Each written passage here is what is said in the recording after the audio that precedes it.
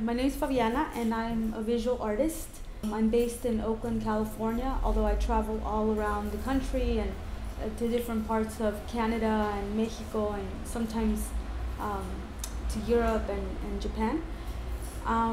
And what I do is that I make images that are reflective of our globalized society, and I address everything from the fact that corporations can freely cross borders to migrants and their struggles. I talk a lot about women and in all aspects of what we're facing, from the attacks to abortion to just overall patriarchy that exists all over the world. So I feel like I intersect a lot of different issues in my work, and I'm an artist because that's been the most enjoyable medium for me to communicate in. And I'm just really attracted to visual composition, to color, to line, to form.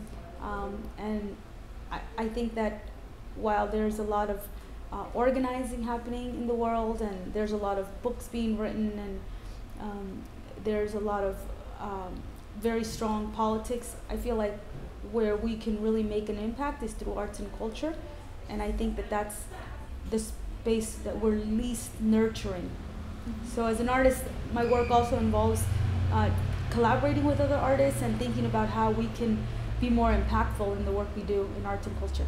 I feel like I've always really had an impulse to make things and to kind of have a voice and have some autonomy or ownership around my space. And that started by me decorating my home and like really making that my canvas. And then eventually when I started going to school, I started doing the same there, and just always, I think, an impulse to feel present and just feel like I can see myself reflected in some way. So I've always done that as a child, but I wasn't really encouraged to be an artist as a profession. My parents really wanted me to be a doctor. They migrated to the U.S. in order to have a better life for their family. So that to them meant engineering or math and science.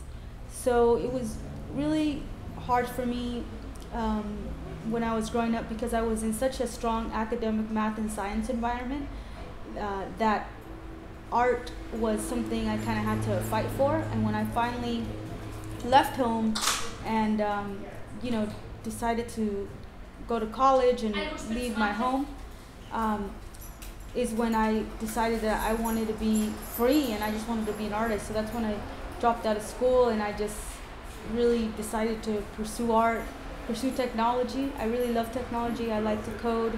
I love the internet. And I helped build a business around that, and that sustained me. So I really got into art, I think, because it was a way for me to feel present in a time when I felt I was invisible, and just people that looked like me were largely invisible. So I don't know, I feel like it's my way to have a voice and to give visibility to the things that we experience. I'm wondering if you can tell me a little bit more about mentors and how that works. Because last time we were talking about you've had mentors, and I guess the role of that. I think that mentors and other peers or adults. When I was a teenager, I was looking for other professional artists who had been doing this much longer than me and who had experience in whatever I want to learn, whether it be technical or from the social organizing aspect, or whether it be learning from another woman about how to stand up for yourself in a male-dominated field. It was really important for me to make those connections and to have a network of people that really were supportive, because my parents, while they, I had a really great upbringing, they were not necessarily supportive in me being an artist, and they really didn't know they didn't know what that meant. For them, a lot of the things I was doing was really kind of counter to some of the things that they saw as ideals then. Now they've actually changed a lot, and they've learned how to be more open about everything from sex to being queer to abortions. Like they very much transformed, and I think me being an artist has had a lot to do with that, and my brother being gay has had a lot to do with that. But it's mostly, I think, that you have to establish a network of people who are really going to help you, who are going to train you, but are also going to help you in what you want to do. So you have to have a good sense of where you want to go, because then you will identify people that do exactly what you want to do, or do an aspect of it, and then you should reach out to them so that they can teach you. That's so important, because in a college, I mean, if you think about it, what are the likelihoods of me going to an art school where I'm going to find a lot of professors of color? It's so unlikely. So why would I go through the art school when I could actually just create my network of people who help me thrive? Can you tell me a little bit about the Chicana versus Latina difference, and like explain a little bit like what Chicana means? Because like, I think in right now in Canada, like there's the Latino population is not that big. Mm-hmm. So I think the Chicana identity is something that like people don't quite understand here. So if you could explain a little bit about like what that is, and also why you prefer to use Latina instead of Chicana. Yeah, I identified as a Chicana for a very long time, and my parents are actually from Peru. And when they first came to the United States, I was raised by a nanny for my first kind of, till I was about 5, and she was Mexican, and everything I learned and was surrounded by was Chicanismo. And what I learned about Chicanismo was that it was not so much like an ethnic identity, but more of a political identity for being brown and for establishing ourselves as being not from the U.S. and not from Mexico or not from Latin America, but people in between, and also about having a political identity that embraced both sides of that reality. And so I grew up, I feel like the Chicano movement has totally shaped me. Like the people in my life who have instructed me have been Chicanos. Like Chicanismo for me is like what formed me. If it weren't for Chicanismo, I wouldn't have a sense of my strong identity that I do today. It actually really taught me how to be an empowered woman of color. What happened, I think, and what has happened is that as globalization has happened and migrants have come to the U.S., and you've had a huge surge in especially Latino migrants, mostly from Mexico, but from all over the hemisphere. The truth is that Mexicanos don't identify as Chicanos, and Salvadorans don't identify as Chicanos, and Hondurans don't either, and Nicaraguenses. And I think what has happened is that Chicanismo has failed to embrace the immigrant narrative. I didn't feel that Chicanismo was catching up with transnationalism. And while I think, the word Latino is very imperfect, because I think it, is derived from the word Latin, I think that overwhelmingly brown people in the United States have a sense of pan-Latinoism, and especially with what's happening in Latin America, we have a sense of being Latin Americans, and that to me is a stronger identity now than Chicanismo. I felt that Chicanismo has more become a smaller thing that hasn't embraced a growing, just like transnationalism. And even in the curriculum, we're still focused on this concept of Chicanismo that in reality has to evolve, because Chicanismo didn't take into account that we were about to enter, I feel like globalization has not fit the narrative. And I think that first of all, I think we need to be very flexible with our identity overall. I don't think our identity is fixed. But also, migrants represent the battle for so many things we're fighting. Food, gender, we're fighting for our economic survival, we're fighting for the right to move. And I really feel strongly that I want to form my identity with that. I feel like I want to be a part of that movement. And so that identity to me has been the kind of term that's most embraced that is being a Latino or Latina. You've been working a lot with migration and art, and you were talking last night about well, the project you have next door right now, Migration Now, but you also have another project. Culture Strike. Culture Strike. So I was wondering if you can tell me like how that started and what the work is and like what is the purpose of. Yeah, so Culture Strike started because as an artist, I've been involved in movement work for at least 10 years. I mean, I've been doing movement work since I was like 16 years old, and I feel like the model of movement work is always focused on us. First of all, I think, it's a crazy burnout model. It's a model where we work ourselves to death. There's just a lot of criticism of each other. I think we tend to tear each other down. And I think the most important part is that we don't value artists and their time. And so often, it's either a choice of you being, this choice is framed as you're down with the people or you're an artist. And I think that that's like totally not fair, because I think that being an artist actually is labor. It's your work, and we don't recognize artists as labor. We see them kind of as auxiliary. I mean, I lived through this, and as an artist, I was always like, wow, why do I have my art practice very separate? Even though my art practice reflected issues, like it was hard for me to be valued in that role only. And I felt like that there was many other artists who were getting exploited or who were not getting valued. And in reality, if you look at it, I mean, if you look at the nonprofit structure and you look about the average of how people are paid, and then you look at how artists are paid, you see like just a vast difference. And then you see artists overall like are extremely uninsured in the United States. They live at poverty levels. They have really hard time accessing space. So I decided to become an advocate for artists. And really confront our own movement on how we treat artists and how that we don't value the work that is cultural work. We see it as something that we do at the end, or just that's something that has to reflect our communication strategy, or that always has to be campaign focused. And I don't believe that anymore. I now see the important role of storytellers and short story writers and poets and musicians. So now I'm going to ask you about if you can tell us a little bit about Migration Now.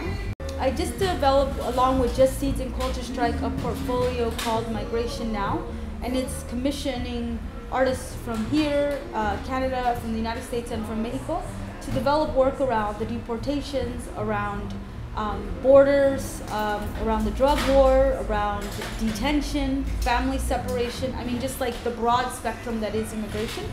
And they're all hand-printed pieces. Right now they're on display at KGB.